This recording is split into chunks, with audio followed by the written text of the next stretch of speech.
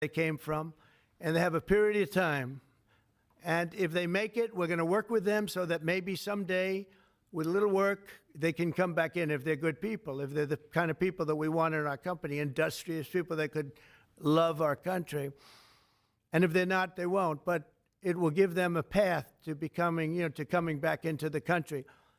If they miss that limit, they're going to be taken out of our country. And they will never get a path to come back in. And it'll be a much tougher process.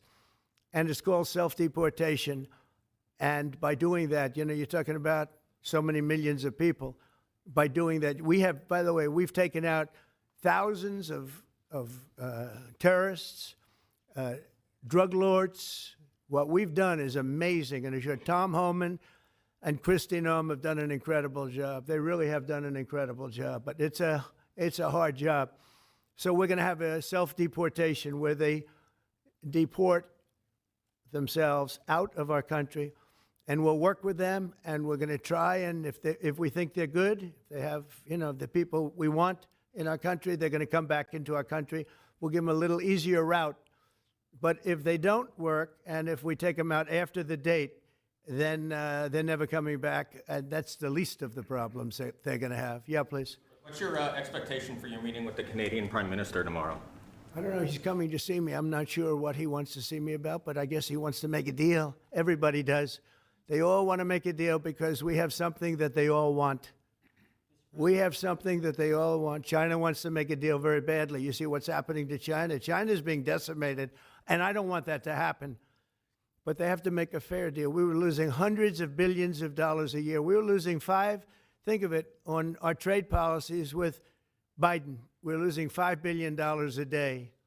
I think Josh, as a great businessman, would not let that happen too long, right? How many groups could lose $5 billion a day?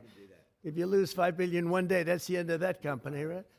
You're fired. He says, you're fired. Get out of here. So we essentially did that, and we have it down to a very low number. We're doing really well, really well. Yeah. How did you decide to reopen Alcatraz? Can you walk us through that decision?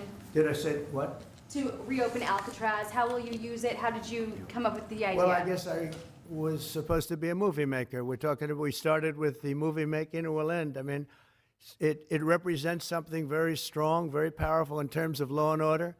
Our country needs law and order. Alcatraz is, I would say, the ultimate, right? Alcatraz, Sing Sing and Alcatraz, the movies. But it's right now a museum, believe it or not. A lot of people go there.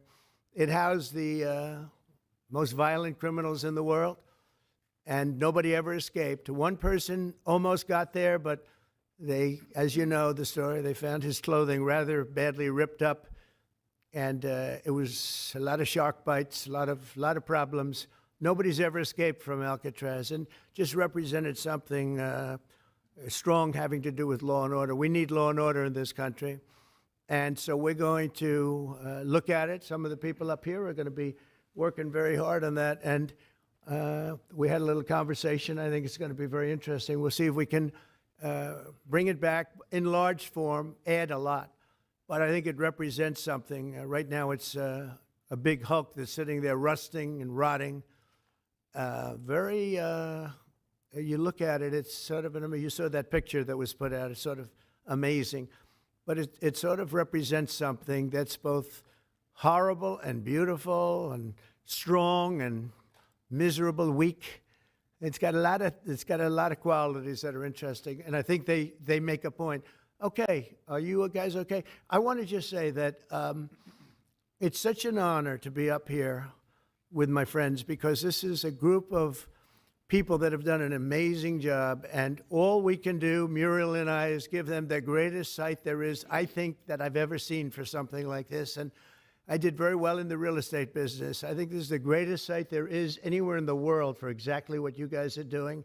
And we'll work with you. We've got a lot of work to do to get it going, but we'll work with you, and we'll try and make the dream come true. And I want to thank you all very much for being here. Thank you. Thank you very much.